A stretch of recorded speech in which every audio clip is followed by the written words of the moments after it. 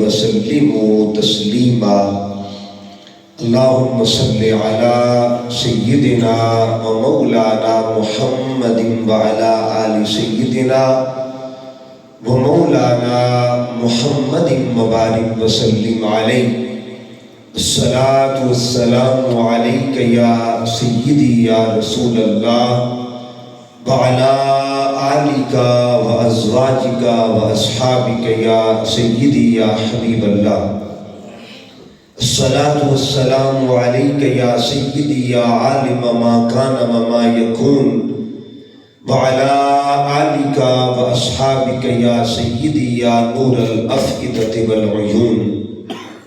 نہایت واجب الاحترام قابل صدحہ تکریم و احتشام پیر طریقت رہبر شریعت قبلہ پیر سید محمد لطف اللہ شاہ صاحب مدظ اللہ العالی، محترم مقام حضرت علامہ محمد صدیق قادری صاحب، محترم علامہ چشتی صاحب، جملہ عشاقان مصطفیٰ، غلامان مصطفیٰ، محبان مرتضیٰ، اللہ رب العزت کا کروڑہا مرتبہ احسان عظیم ہے جس کی توفیق خاص کے ساتھ ہم اس ذات کا ذکر کرنے کے لیے حاضر ہیں جن کے ذکر کو عبادت کا درجہ اور سند خود رسول خدا نے عطا فرمائی۔ آقا جہاں صلی اللہ علیہ وآلہ وسلم کی حدیث مبارکہ ہے، ذکر علی عبادت، علی کا ذکر کرنا بھی عبادت ہے۔ لہذا ہم اس فرمان مصطفیٰ کے مطابق یہاں پہ حاضر ہیں۔ میں مبارکباد پیش کرتا ہوں محترم عزیزم محمد مبین صاحب، ان کی جملہ ٹیم احباب، اللہ پاک ان کی کاوش کو اپنی بارگاہ میں قبول فرمائے۔ آج چونکہ 13 رجب کا مقدس دن ہے اور ہم تو ہر نسبت کے ساتھ ایک تعلق رکھتے ہیں اور نسبتوں کے ساتھ تعلق کا اظہار بھی کرتے ہیں۔ آج بھی ہم نسبت کے ساتھ اپنے تعلق کا اظہار کریں گے۔ اللہ رب العزت نے قرآن مجید فرقان حمید کی روشنی میں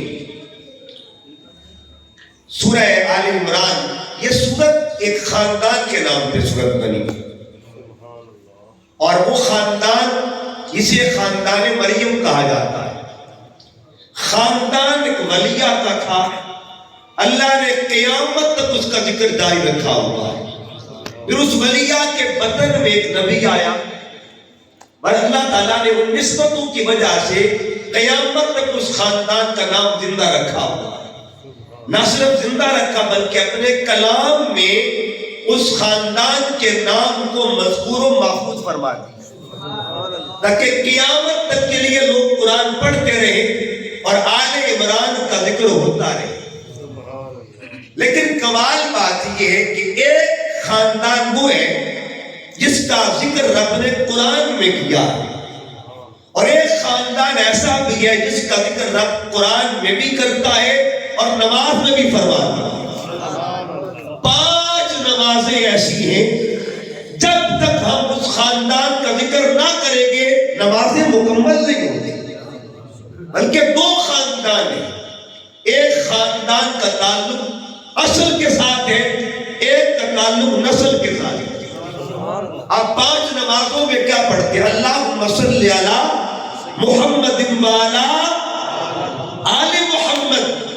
اگر کوئی پوچھے نا کہ تم علی علی کر رہے ہو تو علی علی تو ہر نماز میں ہوتا ہے۔ جب آپ اللہم صلی علی محمد وعلی آل محمد کہتے ہیں تو کیا ذکر علی نہیں آتا؟ اس کا مطلب یہ ہوا کہ علی کا ذکر جو ہے اللہ نے گلدستہ آل محمد میں رکھا ہوا ہے اور قیامت تک کے لیے ایک نمازی نماز پڑھتا رہے گا، آل محمد کا ذکر ہوتا رہے گا، آل رسول کا ذکر ہوتا رہے گا۔ پھر دیکھیے گا ہماری میتیں جب اٹھتی ہیں تو اس وقت بھی ہمیں آل رسول کا ذکر ملتا ہے۔ جب آپ جنازہ پڑھتے ہیں تو کیا امام صاحب میں قاری صاحب یہ نہیں بات پڑھاتے اللہم صلی علی محمد وعلی آل محمد کما صلیت وسلمت آخر تک ہر بندہ درود پاک پڑھتا ہے. اس کا مطلب یہ ہوا کہ اللہ رب العزت نے اس ذکر کو اپنے کلام میں بھی رکھا ہوا ہے اور 5 نمازوں کے اندر بھی رکھا ہوا ہے. یہ سورہ آل عمران اس کی آیت کریمہ اس میں اللہ فرماتا ہے ان اول بیت. آج کا میرا موضوع یہ کہ مولا کائنات کی ولادت کعبہ میں کیوں ہے, سبحان اللہ, اس کی حکمتیں کیا تھی اور اس کا راز کیا تھا. اللہ فرماتا ہے ان اول بیت, اللہ نے کعبے کا تعارف کروایا, خانہ کعبہ کا تعارف کروایا اور تعارف میں کیا فرمایا ان اول بیت, بے شک پہلا گھر, ساتھ ہی فرما دیا بدع للناس, جو لوگوں کے لیے بنایا گیا. ٹھیک ہے جی, ان اول بیت بدع للناس, لوگوں کے لیے بنایا گیا. اس کا مطلب یہ ہوا ان 2 جملوں میں 2 پیغام مل رہے ہیں, ان 2 جملوں میں 2 ذکر مل رہے ہیں. ذکر بیت اللہ کا بھی ہے اور ذکر عباد اللہ کا بھی ہے, یعنی اللہ کے گھر کا بھی ذکر ہے, انسانوں کا بھی ذکر ہے. ان اول بیت بدع للناس, یہ جو الناس کہا نا, یہ اللہ پاک نے قرآن مجید میں مختلف مقامات پہ فرمایا.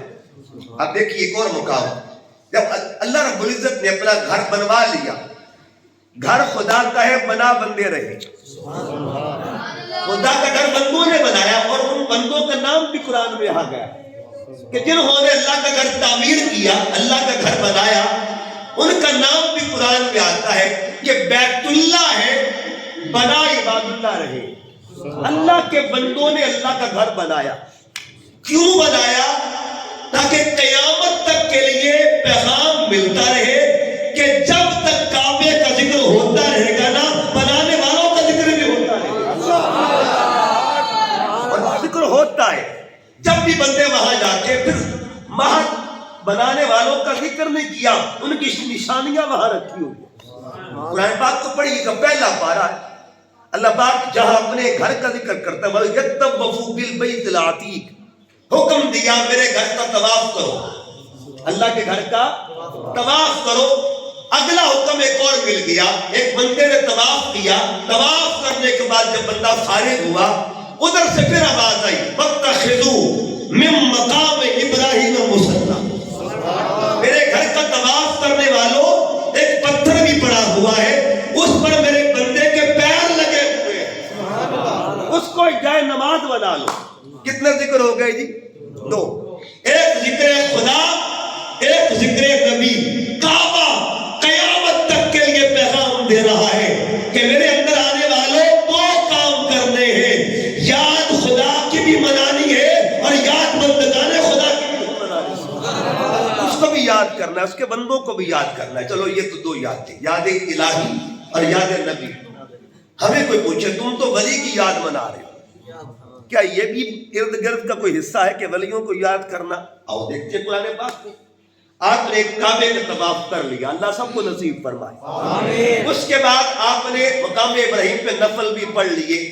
اب تیسرا کام کیا ہے؟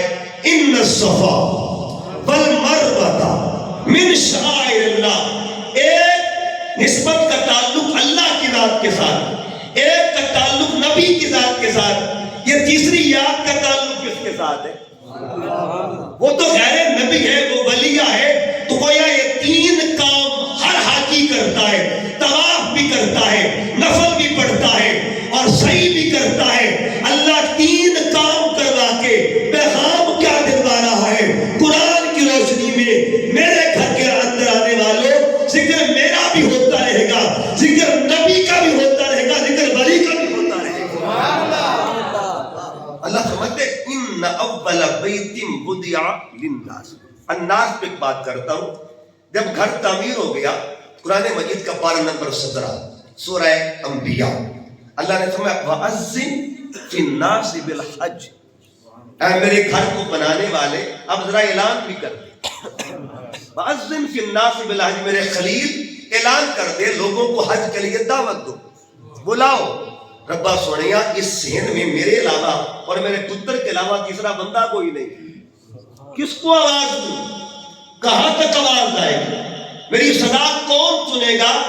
آواز دینا تیرا کام ہے، پہنچانا ہمارا کام. کہاں تک آواز جائے گی؟ اچھا آپ نے آواز دی اور آواز کس انداز میں دی، اس کو تفاسیر قرآن میں بیان کیا گیا.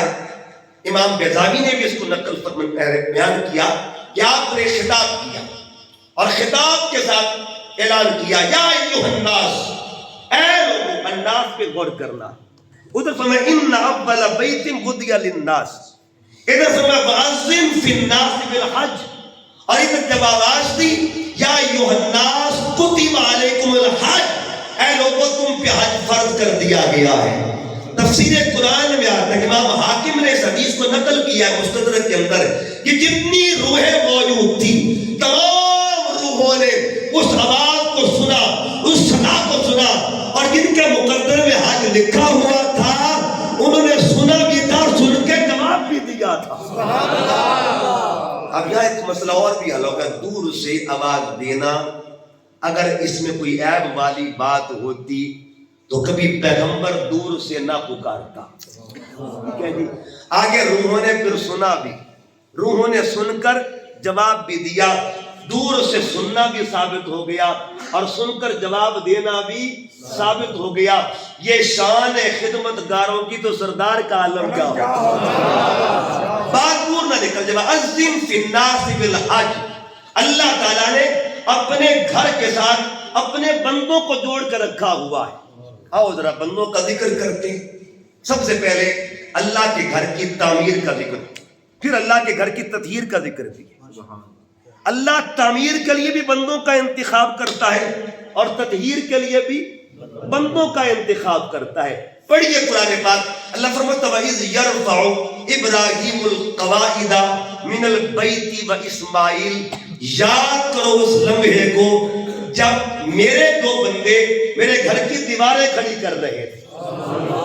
ایک کو ابراہیم کہتے ہیں، ایک کو اسماعیل کہا جاتا ہے. اب اس کے بعد اللہ پاک نے فرمایا وَعَهِدْنَا إِلَىٰ إِبْرَاهِيمَ وَإِسْمَاعِيلَ أَن طَهِّرَ. جب یہ کام مکمل ہو گیا اب حکم دیا کہ میرے گھر کو پاک بھی کرنا. أَن طَهِّرَ بَيْتِيَ لِلطَّائِفِينَ والعاکفین والرکع السجود. میرے گھر کو پاک بھی کرنا ہے. اس کا مطلب یہ ہوا جو رب کے گھر کو پاک کرے وہ خود کتنے پاک ہوں گے بتائیے، وہ خود کتنے طاہر ہوں گے. مکان کو پاک کرنے کے لیے وہ بندے کتنے پاک ہوں گے. اب جب پاکوں کا ذکر آ ہی گیا ہم نے قرآن سے پوچھا اے قرآن بتا بندے بھی کوئی پاک ہوتے ہیں، کوئی وجود بھی پاک ہوتے ہیں، کوئی ہستیاں بھی پاک ہوتی ہیں. ادھر دو کا ذکر کیا. قرآن پیغام دینا چاہتا ہے کہ لوگوں یاد رکھو اصل بھی پاک ہوتی ہے، نسل بھی پاک ہوتی ہے. ادھر اصل کا ذکر کیا کہ انتا کھیرا، اے پیارے ابراہیم میرا گھر پاک کرو، اے اسماعیل میرا گھر پاک کرو. یہ دو طاہروں کی بات ہو گئی. اب ذرا پڑھیے سورہ احزاب. اللہ پاک فرماتا ہے انما یرید اللہ لیذہب عنکم الرجس اہل البیت ویطہرکم تطہیرا. اگر پاکوں کا ذکر کرنا ہے نا، پاکوں کو تعارف کرنا ہے، پڑھو قرآن مجید کو. اہل بیت محمد کو پاکیزہ نفوس کہا جاتا ہے. ادھر بھی طہارت کا ذکر، ادھر بھی طہارت کا ذکر. اس کا مطلب یہ ہوا اصل بھی پاک ہے، نسل بھی پاک ہے. یہ میرے سامنے حدیث کی کتاب ہے. اسی آیت کے تحت ایک حدیث پاک پیش کرنا چاہتا ہوں. حدیث کی راویہ کون ہے؟ ام المومنین سیدہ عائشہ صدیقہ رضی اللہ تعالیٰ عنہ. آپ فرماتی گھر میرا تھا، میرے گھر میں ایک معاملہ ہوا. اسی حدیث کو امام مسلم نے صحیح مسلم میں نقل فرمایا دو جگہ پہ. حدیث نمبر 2424 بھی ہے اور حدیث نمبر 1883 بھی ہے. دو مقام پہ آقا صلی اللہ علیہ وسلم شہر عائشہ صدیقہ رضی اللہ تعالیٰ عنہ حضور امی عائشہ صدیقہ ان کے شہر میں موجود ہیں. آپ نے چادر اوڑھی ہوئی ہے. کیا اوڑھا ہوا ہے جی؟ چادر اوڑھی ہوئی ہے. تھوڑی دیر گزرتی ہے ثم جاء الحسن امام حسن تشریف لاتے فادخلہ سرکار نے چادر میں داخل کر دیا. ثم جاء الحسین پھر امام حسین آتے ہیں فدخل معه ان کو بھی ساتھ چادر میں داخل کر دیا. ثم جاءت فاطمہ پھر سیدہ فاطمہ آتی ہے فادخلہ ان کو بھی چادر میں داخل کر دیا. ثم جاء علی پھر مولا علی آتے ہیں فادخلہ ان کو بھی داخل کر دیا. ثم قال داخل کر کے میرا پاک نبی کیا فرماتا ہے انما یرید اللہ لیذہب عنکم الرجس اہل البیت ویطہرکم تطہیرا. یہ قرآن ہے، یہ حدیث ہے، یہ دونوں ایک ہی پیغام دے رہی ہے. لوگوں اصل بھی پاک ہے، نسل بھی پاک ہے.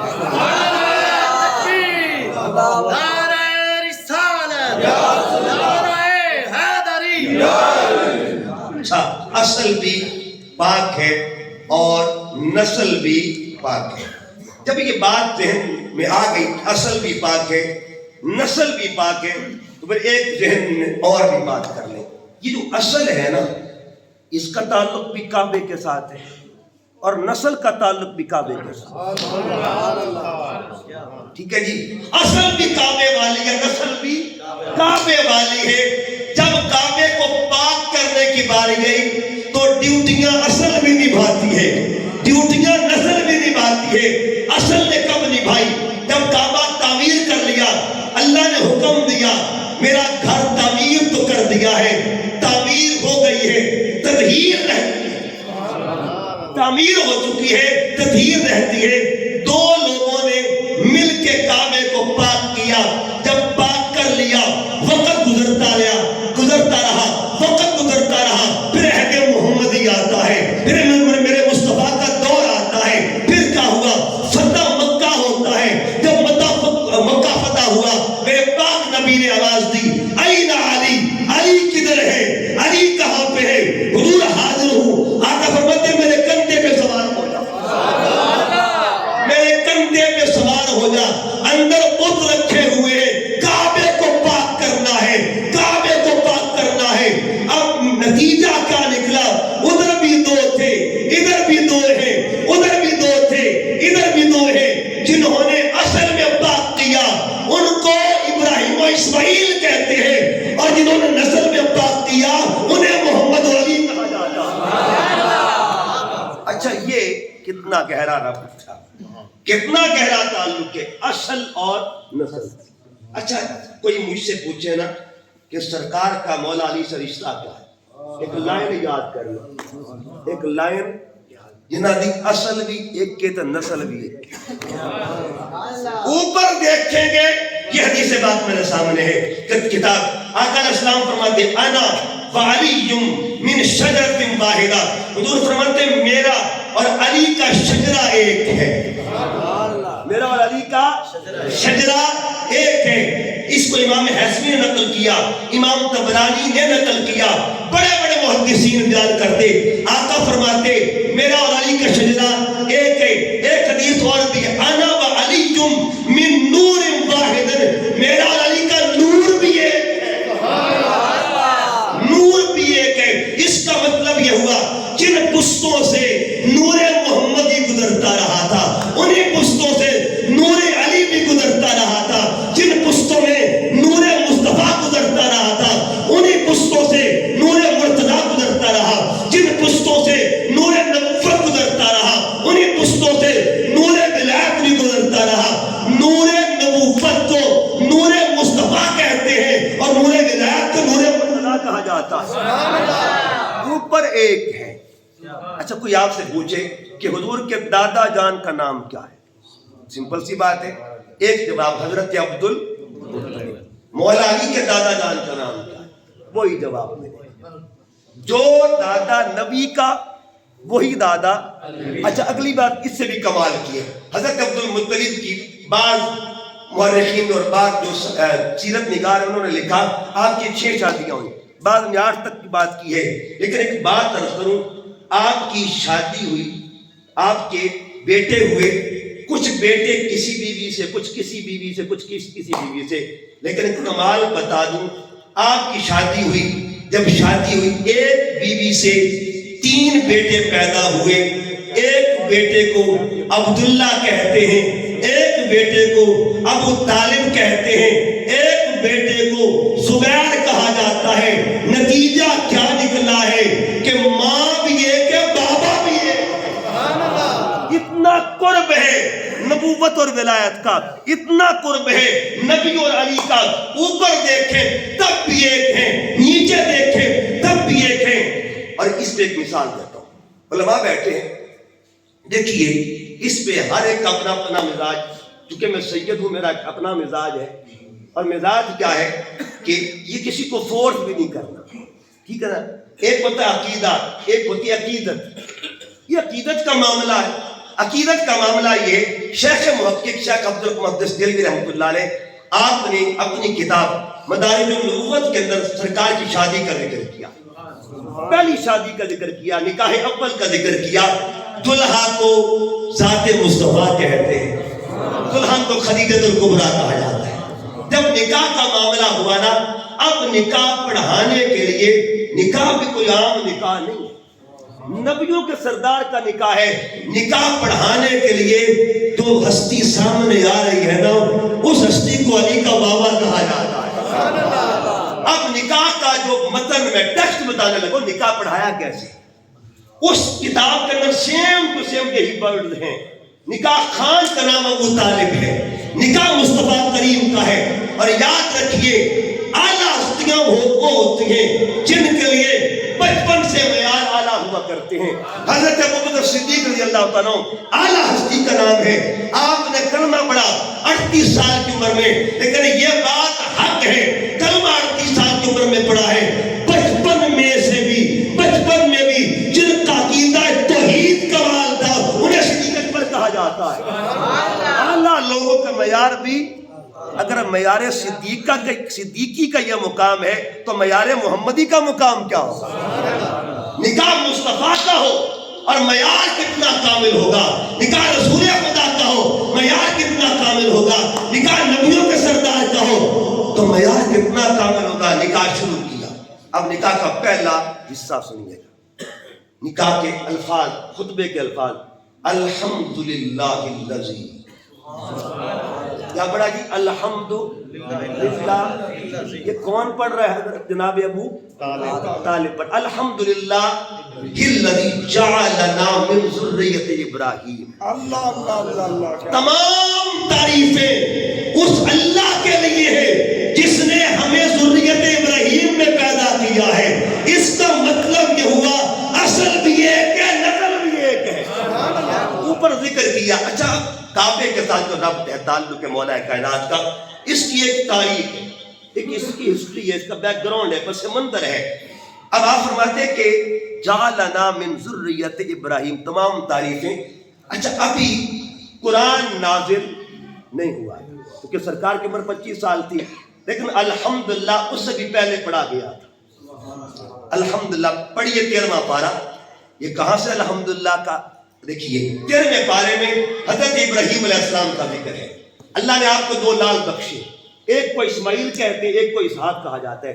پڑھیے 13واں پارہ، ابراہیم علیہ السلام کیا پڑھتے ہیں؟ الحمدللہ الذی وہب لی علی الکبر اسماعیل و اسحاق ان ربی لسمیع الدعاء رب اجعلنی مقیم الصلاۃ ومن ذریتی ربنا وتقبل دعاء ربنا اغفر لی ربنا اغفر لی ولوالدی وللمؤمنین یوم یقوم الحساب۔ اس کا مطلب یہ ہوا الحمدللہ ادھر پڑھنے والی ذات کو ابراہیم علیہ السلام کہا جاتا ہے۔ یہی فیض مل رہا ہے، نسل کو اصل نبی الحمد پڑھا، نسل نبی الحمد پڑھا۔ اچھا، اب ایک اور بات، آپ فرماتے کہ اللہ نے ہمیں ذریت ابراہیم میں پیدا کیا۔ ادھر آقا فرماتے میرا اور علی کا شجرہ دیکھیے، اوپر سے دیکھیں ابراہیم علیہ السلام میں اکٹھا نور چلتا رہا ہے. کیونکہ ادھر حضرت ابو طالب بھی کہتے ہیں کہ ہمیں اللہ نے ذریت ابراہیم سے پیدا کیا, اکٹھا چلا رہا ہے. حضرت ابراہیم میں اکٹھا ہے, اسماعیل علیہ السلام میں اکٹھا ہے, عدنان میں اکٹھا ہے, نور اکٹھا چلتا رہا ہے. معد میں اکٹھا ہے, نزار میں اکٹھا نور ہے, مدرکہ میں اکٹھا نور ہے, خزیمہ میں اکٹھا نور ہے, کنانہ میں اکٹھا نور ہے, الیاس میں اکٹھا نور ہے, نظر میں اکٹھا نور ہے, مضر میں اکٹھا نور ہے, فور میں اکٹھا نور ہے, کاف میں اکٹھا نور ہے, مالک میں اکٹھا نور ہے, مرہ میں اکٹھا نور ہے, قصی میں اکٹھا نور ہے, کلاب میں نور اکٹھا ہے, قصی میں اکٹھا نور ہے, عبد المناف میں نور اکٹھا ہے, عبد الحاشم میں نور اکٹھا ہے, عبد المطلب میں نور اکٹھا ہے. لیکن یہاں کے جدا ہو رہا ہے, ایک نور ادھر جا رہا ہے, ایک نور ادھر جا رہا ہے. جو ادھر جا رہا ہے اسے نور نبوت کہا جاتا ہے, جو ادھر جا رہا ہے اسے نور ولایت کہا جاتا ہے. نور نبوت کس کی پشت میں گیا اور نور ولایت کس کی پشت میں گیا؟ الحمدللہ اہل سنت کا عقیدہ ہے نبوت بھی نور ہے, ولایت بھی اللہ کا نور ہے. اب اللہ نے نور رکھنا تھا, انتخاب کس جگہ کا کیا گیا؟ نبوت کے نور کے لیے کس پشت کا انتخاب کیا؟ ولایت کے نور کے لیے کس پشت کا انتخاب کیا؟ اقبال طاہر صاحب تشریف فرمائے, پڑھے لکھے صدیق صاحب. اب آپ مجھ سے بہت پڑھے لکھے اب آپ بیٹھے ہوئے ہیں. ایک گاؤں دیہاتوں میں ایک مسئلہ ہوتا ہے جی کہ ہماری بیویاں, ہماری مائیں بہنیں بیٹیاں جب دودھ لے کے آتا ہے نا تو اماں جو بی بی ہوتی ہے نا وہ اپنی دھی سے کہتے پترا دودھ اللہ کا نور ہے, پہلے برتن صاف کر لے, صاف برتن سے نور رکھی نہ. بیویاں کہتی ہیں برتن صاف کر لو, پاک برتن ہو, صاف برتن ہو, یہ رب کا نور ہے, اسے رکھنا ہے, اللہ کا نور ہے. عام بیوی بھی جانتی ہے کہ نور جو ہوتا ہے وہ پاک جگہ پہ رکھا جاتا ہے. اب یہ تو دودھ ہے نا, ولایت کے نور کا عالم کیا ہوگا؟ ہم تو اس عقیدے کو ماننے والے ہیں جس کے مزاج میں یہ ہے الحضرت نے دیا تیری نسل پاک میں ہے, بچہ بچہ نور کا, جن کی نسل بھی نور ہے اصل بھی نور. اچھا دیکھیے, نور رکھنے کے لیے برتن پاک ہونا چاہیے. اب دو برتن ہیں, ایک برتن میں نور نبوت رکھنا تھا, ایک برتن میں نور ولایت رکھنا تھا. جس پشت میں اللہ نے نبوت کے نور رکھا ہے اسے پشت عبداللہ کہا جاتا ہے. جس پشت میں میرے خدا نے نور ولایت رکھا ہے اسے پشت ابو طالب کہا جاتا ہے. ایک بات عرض کر دوں, یہ کعبے کے ساتھ بڑا گہرا تعلق. اس کو امام بخاری صحیح بخاری شریف میں ایک شعر بیان کرتے ہیں, لکھتے ہیں, اور وہ شعر کمال کا ہے.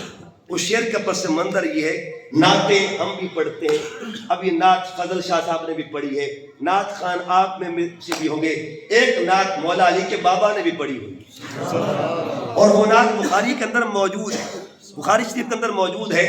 وہ نعت کون سی نعت ہے؟ اور جب میرے کریم آقا صلی اللہ علیہ وسلم کبھی آپ بیٹھے تشریف فرما ہوتے, مولا علی سے فرماتے اپنے بابا والی نعت تو سنا دو مجھے.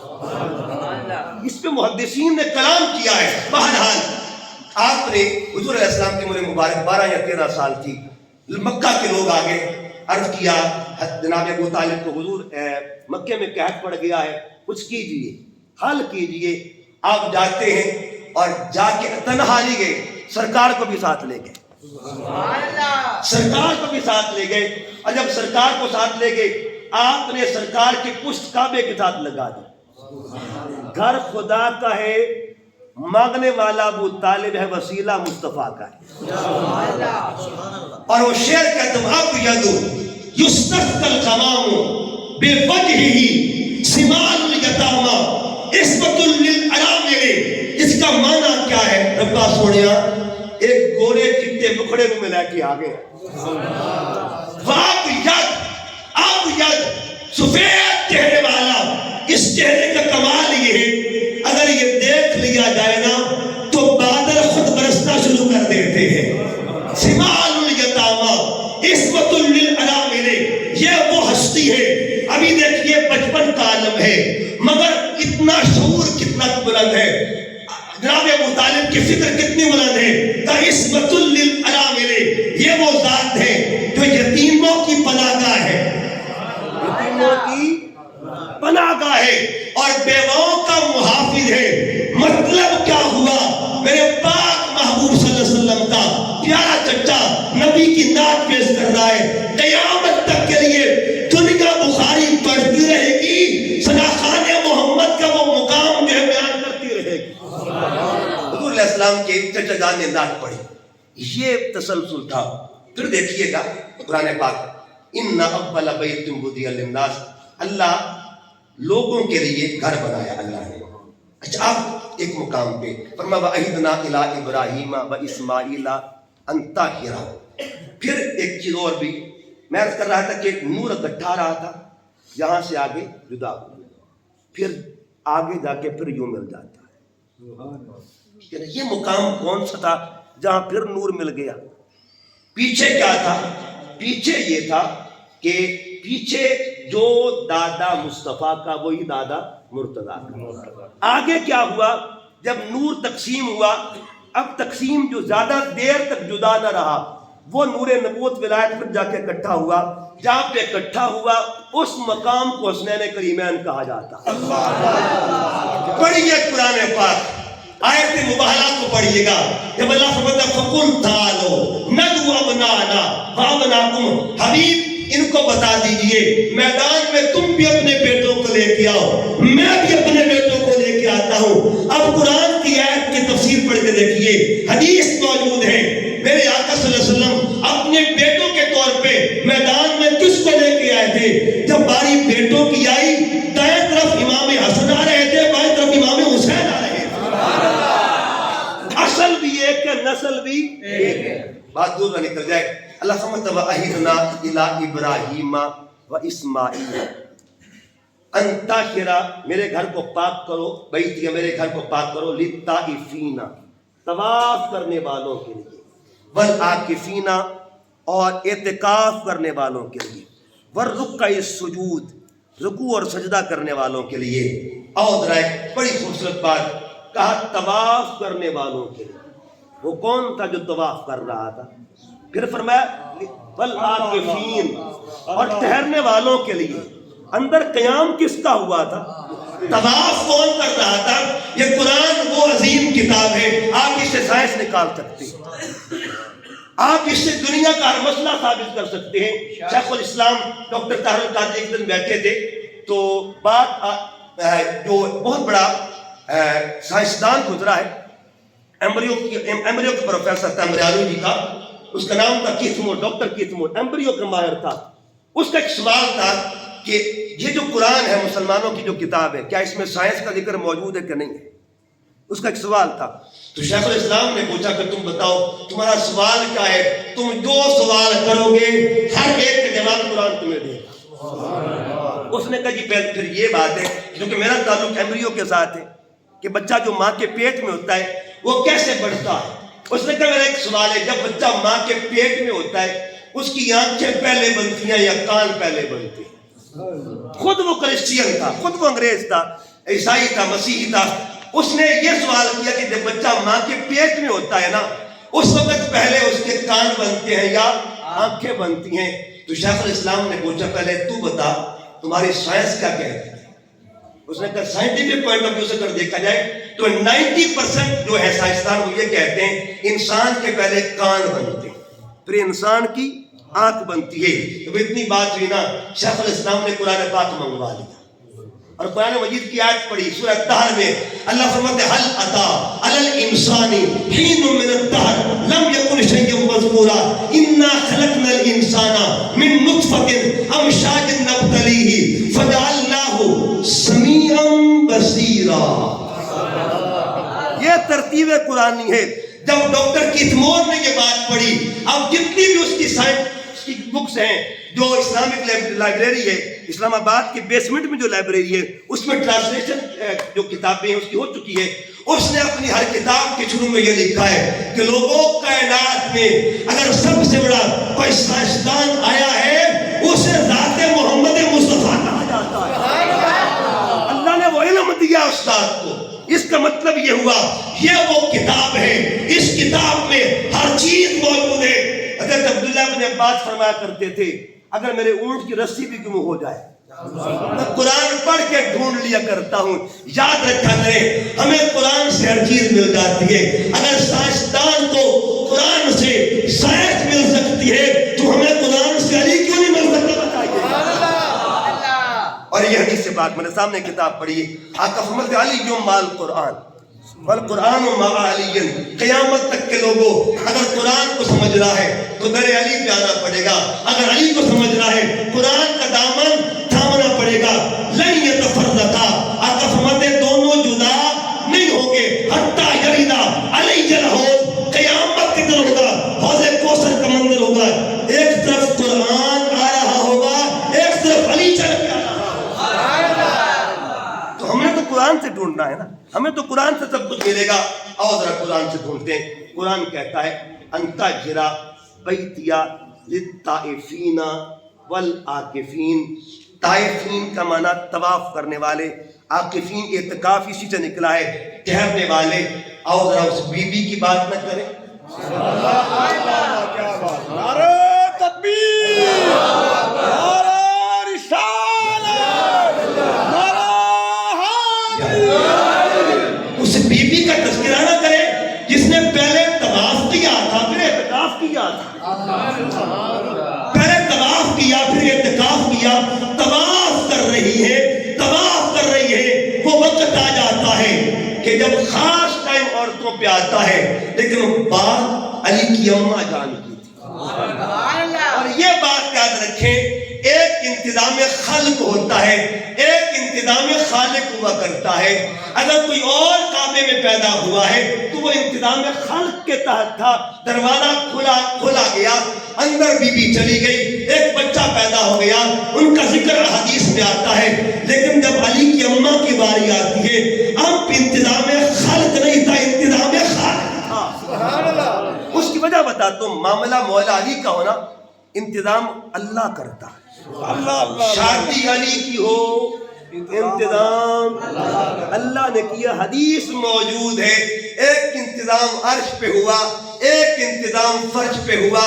بچے اللہ مولا علی کو دیتا ہے، ایک کا نام حمزہ رکھا گیا، ایک کا نام جعفر رکھا گیا۔ پتر مولا علی ہے لیکن حسن و حسین نام رکھے کس نے تھے، بیٹے کس نے تھے؟ تو حدیث پیغام دے رہی ہے معاملہ علی کا ہو انتظام خدا کیا کرتا ہے۔ نکاح علی کا ہو انتظام خدا کرتا ہے، بیٹی علی کے پیدا ہو نام کون رکھتا ہے؟ اللہ خود رکھتا ہے۔ اللہ نے نام حسن میں رکھا ہے، حسین میں رکھا ہے۔ تو یہ تو ازل سے تصور چلا رہا ہے۔ اب سنیے گا، طواف کرتی کرتی پھر اچانک وہ دیوار کعبہ شک ہوتی ہے، اندر گئی ہیں۔ اندر جب گئی تو مولا کائنات کی ولادت ہوتی ہے۔ دروازے کی جانب سے کیوں نہیں گئی؟ دروازے کی جانب سے کیوں نہیں گئی؟ یاد رکھیے میں نے پہلے عرض کیا ایک انتظام خالق ہوتا ہے، انتظام خالق، ایک انتظام خالق۔ دروازے کی طرف جاتی تو وہ معاملہ بھی تھا، لیکن دروازہ کیوں بنا گیا؟ اس لیے ان کے پاس اپنا دروازہ تھا، ان کے بطن میں جو وجود ہے نا وہ خود دروازہ ہے۔ آقا نے کیا فرمانا؟ مدینۃ العلم وعلی جو بابوہا، میں علم کا شہر والی اس کا۔ اور علماء بیٹھے، مولا کائنات کا ایک مقام جس کو قاضی ثناء اللہ پانی پتی نے تفسیر مدنی میں لکھا ہے کہ جتنے بھی اوائل پہلے ولی گزر چکے ہیں، پہلے نبیوں کے ادوار میں ولی گزر چکے ہیں، جس طرح آقا صلی اللہ علیہ وسلم کو اللہ نے مقام بخشا، کل انبیاء کی ارباء کو اگر تربیت دی ہے تو وہ ذات مصطفیٰ نے دی۔ قاضی ثناء اللہ پانی پتی فرماتے جتنے اولیاء گزر چکے ہیں پچھلے ادوار میں، پچھلے اور انبیاء کے، ان تمام نبیوں کے جو ولی تھے نا عالم ارباء میں ان کی تربیت کرنے والی روح کو روح مرتضیٰ پہلے سے معاملے جڑے ہوئے ہیں، پہلے سے معاملے جڑے ہوئے ہیں۔ بہرحال پھر کیا ہوا؟ ولادت ہوتی ہے۔ جب ولادت ہوئی تو حضرت علی نے آنکھ نہیں کھولی، آنکھ نہیں کھولی۔ آنکھ کیوں نہیں کھولی؟ اب یہ ترتیب حیدر ہے۔ مولا کائنات نے آنکھ کب کھولی؟ حضور علیہ السلام تشریف لائے، حضور نے گود لی، گود میں لیا، جب گود میں لیا تو آنکھ کھولی، آنکھ کھولی، سامنے چہرہ مصطفیٰ ہے۔ یہ ابتدائے حیدر ہے، یہ آغاز حیدر ہے۔ ہمارے ہاں کیا ہوتا ہے، بچہ آنکھ کھولتا ہے تو ماں کو دیکھتا ہے، بچہ آنکھ کھولتا ہے تو دائی کو دیکھتا ہے، آنکھ کھولتا ہے نرس کو دیکھتا ہے۔ ایک آنکھ یہاں کھلتی ہے، ایک آنکھ قبر میں کھلے گی۔ جو آنکھ دنیا میں کھلتی ہے وہ بندہ پہلے کس کو دیکھتا ہے جی؟ ماں کو۔ جب قبر میں آنکھ کھلے گی تب کس کو دیکھیں گے؟ ٹھیک ہے نا؟ آنکھ یہاں کھلی تو ماں کو دیکھا، آنکھ وہاں کھلی تو مصطفیٰ کو دیکھا، لیکن علی کا زاویہ جدا ہے۔ علی یہاں کھولے تب بھی مصطفیٰ کو دیکھے، وہاں کھولے تب بھی مصطفیٰ کو دیکھے۔ نگاہ عشق و مستی میں وہی اول وہی آخر، علی نے بتا دیا میری ابتدا بھی مصطفیٰ ہے، میری انتہا بھی مصطفیٰ ہے۔ اب سنیے گا، آپ نے پہلے کس کو دیکھا؟ سب سے پہلے آپ نے سرکار کو دیکھا، حالانکہ پہلے گود کون سی ملی تھی؟ آئے تھے گود ماں کی گود میں، ٹھیک ہے، اور پھر اس کے بعد حضور کی گود میں آئے۔ اب سوال یہ کہ کعبے میں آ چکے تھے، آتے ہی آنکھ نہیں کھولی، پہلے کعبے کو دیکھا یا کعبے کے کعبے کو دیکھا؟ یہ ترکیب حیدر ہے، یہ قرآن ہے، قرآن پیغام دیتا ہے، فَلَنُوَلِّيَنَّكَ قِبْلَةً تَرْضَاهَا ہے۔ اے کعبے کی طرف منہ کرنے والوں، یہ کعبہ رضائے مصطفیٰ کا نام ہے۔ حضور نے ادھر رضا مرضی چاہی، اللہ نے کعبہ بنا دیا۔ علی جانتے تھے، علی جانتے تھے کہ جس کو مصطفیٰ مل گیا اسے سب کچھ مل جاتا ہے۔ اور یہ تصور تو حضرت عثمان غنی نے بھی دیا۔ جب حدیبیہ کا مقام تھا تو مذاکرات کرنے کے لیے حضرت عثمان غنی جاتے، کفار مکہ کے ساتھ جائے گئے۔ کفار مکہ نے کہا عثمان سامنے کعبہ ہے، تم طواف کر لو، لیکن تمہارے نبی کو طواف کرنے نہیں دیں گے، اس نے تمہارے نبی کو آنے نہیں دیں گے۔ پھر حضرت عثمان غنی رضی اللہ عنہ آپ نے کیا فیصلہ کیا؟ کیا طواف کر لیا تھا؟ طواف نہیں کیا، فیصلہ کیا کیا؟ کعبہ بعد میں ہے، مصطفیٰ پہلے ہے، حضور کی ذات پہلے ہے۔ اور تمام ایک صحابی کا معاملہ نہیں، یہ اجماعی معاملہ تھا۔ ہر صحابی یہ پیغام دیتا ہے کہ کعبہ بعد میں ہے، مصطفیٰ پہلے۔ ہر صحابہ کرام، تمام صحابہ کا مزاج یہ تھا۔ تو مولا کائنات آئے، آپ کا جب وجود سرکار نے گود میں لیا، جب گود میں لیا تو آپ نے سرکار کو دیکھا، سرکار کو دیکھا۔ اس کے بعد ماں نے، اب ایک اور مسئلہ، پہلے یہ بتائیے کہ حضرت علی کی امی نے علی کو پہلے دیکھا یا مولا علی نے ماں کو پہلے دیکھا؟ یہاں دو ماں، کہ جب حضرت علی گود میں آئے، آنکھ، اس کا مطلب ماں نے لال کو دیکھ لیا تھا، لال نے ابھی ماں کو، کیوں ایسا ہوا؟ ایسا کیوں ہوا؟ لال نے ماں کو دیکھا یا ماں نے لال کو دیکھا؟ آنکھ کھلی بعد میں، ماں نے دیکھا پہلے، یہ ترتیب ذہن میں رکھنی ہے۔ اب جتنے بھی یہاں بیٹھے علماء آپ کو بتاتے ہیں کہ ماں کے چہرے کو دیکھنا حج کا ثواب ایسے ہے نا، من زار ابویہ او احدہما، جس نے ماں باپ کی زیارت کر لی اسے مقبول حج کا ثواب ملے گا۔ اچھا، بچہ ماں کو دیکھے عبادت کا ثواب ملتا ہے، لیکن ماں بچے کو دیکھے تو محبت، بچہ ماں کو دیکھے عبادت، ماں بچے کو دیکھے محبت۔ اگر ماں دیکھے بچے کو اسے محبت کہتے ہیں، بچہ ماں کو دیکھے اسے عبادت کا ثواب کہتے ہیں، لیکن یہاں معاملہ جدا ہے۔ یہ جو آنے والا آیا ہے نا، اس کو ماں نے پہلے دیکھا، ماں کو اس نے بعد میں دیکھا، کیونکہ یہ وہ بچہ جس کو دیکھنا بھی عبادت ہے، جس کو دیکھنا بھی، یہ خود رسول خدا کا فرمان، النظر الی وجہ علی جل عبادہ، میری سرکار کا فرمان ہے، علی کے چہرے کو تکنا بھی عبادت ہوا کرتا ہے۔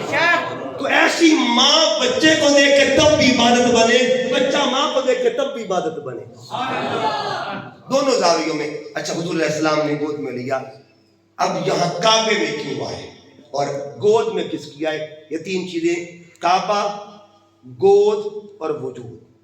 کعبہ بھی ہے، گود بھی ہے، وجود بھی ہے۔ کعبے کو بیت اللہ کہتے ہیں، جس کی گود ہے اسے رسول اللہ کہتے ہیں، اور جس کا وجود ہے اسے اسد اللہ کہا جاتا ہے۔ یہ تین نسبتیں یکجا ہو گئیں۔ کعبہ اور علماء کے کعبے کا معنی کیا ہے؟ کعبہ کا مطلب بلندی۔ کیا معنی ہے جی؟ پڑھیے قرآن پاک کا چھٹا پارا، اللہ فرماتے ہیں یا ایھا الذین آمنوا اذا قمتم الی الصلاۃ فاغسلوا وجوہکم وایدیکم الی المرافق وامسحوا برؤوسکم وارجلکم الی الکعبین، کہ جب پاؤں دھونے ہیں تو ٹخنوں سمیت دھونے ہیں۔ اب یہ ٹخنے جو ہیں ان کو عربی میں کعبین کہتے ہیں۔ کیا کہتے ہیں جی؟ اوپری ہوئی جگہ کو کعبہ کہتے ہیں، بلند جگہ کو کعبہ کہتے ہیں، بلند چیز کو کعبہ کہتے ہیں، کعبہ کہتے ہیں۔ تو علی جہاں آئے ہیں وہ بھی بلند جگہ ہے۔ کعبہ کا معنی کیا ہے؟ بلند مقام۔ جو آیا ہے اس کو علی کہتے ہیں۔ علی کا مطلب کیا ہے؟ بلندی والا، جس کی گود میں آئے ہیں۔ ان کا نام کیا ہے؟ ان کا مقام کیا ہے؟ ان کا مقام یہ ہے نالین اوپر ہے، عرش نیچے ہے۔ جن کے نالین کی بلندی کا یہ مقام ہے، ان کی ذات کی بلندی کا عالم کیا ہوگا؟ تو بلندیاں ایک مقام پہ یکجا ہو گئی، تینوں بلندیاں یکجا ہو گئی۔ مولا کائنات نے، اچھا مولا علی کو سرکار نے کتنی بلندی دی؟ جزوی بلندی بھی عطا فرمائی، کلی بلندی بھی عطا فرمائی۔ جزوی بلندی کیا ہے؟ جزوی بلندی یہ ہے کہ یہ ہاتھ جز ہوتا ہے اور وجود کل ہوتا ہے۔ غدیر کا مقام ہے، میرے پاک نبی نے ہاتھ پکڑا، ہاتھ پکڑ کے ہوا میں بلند کیا اور بلند کر کے کیا اعلان کیا؟ من کنت مولا ہو فہذا علی مولا، جس کا میں مولا ہوں اس کا علی مولا۔ یہاں ایک بات آخری 10 منٹ میں بات ختم کرنے لگا ہوں۔ میاں شیر محمد شرک پوری رحمۃ اللہ علیہ بڑے بزرگ گزرے ہیں، ان کا نام آپ نے سنا ہوگا۔ ایک پہلوان ان کے پاس آ گیا اور پہلوان کو اپنی طاقت پہ مان تھا، ناز تھا۔ اس نے کہا حضور دو کام کر لو، یا بینی پھڑ لو یا بینی پھڑا دے، یا بازو پکڑ لیں یا بازو پکڑا دے۔ تو آپ فرماتے چل میں تیرا بازو پکڑتا ہوں، تیرا ہاتھ پکڑتا ہوں۔ میاں صاحب نے ہاتھ پکڑا، کہا حضور ذرا زور سے پکڑے، زور سے پکڑے۔ آپ نے کہا مضبوطی سے پکڑا ہوا ہے، حضور اور زور میں پکڑو۔ آپ فرماتے میں نے مضبوطی سے پکڑ لیا ہے۔ اب اگلی بات سنیے، اس نے کہا حضور زور سے پکڑیے۔ آپ نے اتنی زور سے پکڑا ہے قیامت تک چھڑا ہی نہیں سکتا۔ جب یہ بات ہوئی نا پہلوان کی چیخ نکل جاتی ہے۔ کیا سونے پھر ایک بار آنکھوں نہ ذرا یہ بات دوبارہ کہیے گا۔ عظمت اتنی زور سے بازو پکڑا ہے قیامت تک کے لیے نہیں چھڑا سکتا۔ اس نے کے زور پکڑایا اس لیے تاکہ آپ چھوڑ ہی نہ سکے۔ ایک وہ بندہ ہے جس کا ہاتھ پکڑے میاں شیر محمد شرک پوری، ایک وہ بندہ ہے جس کا ہاتھ سلطان باہو پکڑتے ہیں، ایک وہ بندہ ہے جس کا ہاتھ بابا فرید پکڑے، ایک وہ بندہ ہے جس کا ہاتھ خواجہ اجمیر پکڑے، ایک وہ بندہ ہے جس کا ہاتھ دادا صاحب پکڑے، ایک وہ بندہ ہے جس کا ہاتھ پیرے پیرا میرے میرا غوث اعظم پکڑے، ایک وہ بندہ ہے جس کا ہاتھ اس کا مرشد پکڑے۔ مگر مجھے بتائیے ہاتھ کس کا ہے؟ پکڑنے والا کون ہے؟ جس کا ہاتھ ہے اسے مرتضیٰ کہتے ہیں، جو پکڑے اسے مصطفیٰ کہا جاتا ہے۔ حضور نے ہاتھ پکڑ کے بلند کیا، بلند کیا۔ کتنا بلند ہے علی کا ہاتھ؟ اس پہ شیخ محقق کی ایک بات کر دوں، جب فتح مکہ ہوا نا آقا نے حضرت علی کو کندھوں پہ سوار کیا۔ حضرت علی فرماتے ہیں میں نے ہاتھ بلند کیا، میں نے ہاتھ، اور مجھے یوں لگا عرش کے پائے کو چھو رہا، عرش کے پائے کو چھو رہا ہوں۔ جن کے جز کی بلندی کا یہ مقام ہے، ان کے کل کی بلندی کا مقام کا علم بتائیے۔ آخری بات عرض کر کے بات کو مکمل کرتا ہوں۔ ان اول سے بات شروع کی، اول پہ بات ختم کرتے اور ہمارا عقیدہ ہے اول خلیفہ حضرت ابوبکر صدیق رضی اللہ عنہ، ٹھیک ہے، دوسرے حضرت فاروق اعظم، تیسرے عثمان غنی، چوتھے حضرت علی۔ لیکن یہاں ایک اولیت کی اور زاویے سے بات کرنے لگا ہوں، اور وہ کیا ہے؟ دیکھیے قرآن مجید نے کعبہ کو اول کہا، ان اول بیت، اول گھر کہا۔ یہ قرآن مجید کا 8واں پارہ سورہ انعام آیت نمبر 163، اور سورہ زخرف میں یہ آیت آئی ہے۔ دو لفظ ہیں الگ الگ لیکن تصور ایک ہی ہے۔ سورہ زخرف کی آیت نمبر 71 اللہ فرماتا ہے، حبیب فرما دیجئے قل ان کان للرحمن ولد فانا اول العابدین، کہ میں پہلا بندہ ہوں اول گھر اول اب یہ حدیث میرے سامنے ہے اور اس کو امام ترمذی نے نقل کیا ہے. امام ترمذی نے اپنی کتاب ترمذی شریف کے اندر اس کو نقل فرمایا. حدیث کیا ہے؟ حدیث سے پاک یہ ہے کہ جب حضرت مولا کائنات آپ سرکار صلی اللہ علیہ وسلم نے پیر کے دن نبوت کا اظہار کیا، منگل کے دن پہلی نماز پڑھی گئی، منگل کے دن نماز پڑھی گئی. یہ حدیث سے پاک حضرت عبداللہ بن عباس اس کے راوی ہیں. ومن قال اول من صلی علی، جس نے کعبے میں ذات محمد کے پیچھے سب سے پہلے نماز پڑھی ہے، اس اول نمازی کو علی شیر خدا کہا جاتا ہے. یہ حدیث سے بات. اس کا نمبر کیا ہے؟ ترمذی شریف کی کتاب حدیث کا نمبر 3734 ہے. حضرت عبداللہ ابن عباس نے اس کو بیان کیا ہے. اب 3 جگہ میں نے بیان. ان اول بیت انا اول عابدین اول من صلی علی. اول نے اول کی گود میں اول جگہ پر اپنا آنا ظاہر کیا. اس پہلے نمازی کو دیکھی، کعبہ ہے، کعبہ پہلا گھر ہے، اور حضور علیہ السلام نے پہلی مرتبہ جب نماز پڑھائی کعبے کے اندر تو پیچھے 2 نمازی تھے. ایک نمازی کو مولا علی کہتے ہیں، ایک نمازی کو خدیجۃ الکبریٰ کہا جاتا ہے. اللہ اللہ. آقا صلی اللہ علیہ وسلم امامت کروا رہے ہیں. یہ پیچھے نماز، کعبہ وہی ہے، کعبہ وہی ہے، کیونکہ اس میں آنے والے نے نماز پہلی پڑھنی تھی، اس لیے قیامت تک کے لیے یہ تصور دے دیا گیا جب تک کعبے کا ذکر ہوتا رہے گا اس نمازی کا ذکر بھی ہوتا رہے گا، اس نمازی کا ذکر بھی ہوتا رہے گا. بہرحال پیغام یہ دینا چاہتا ہوں کہ ہم الحمدللہ مولا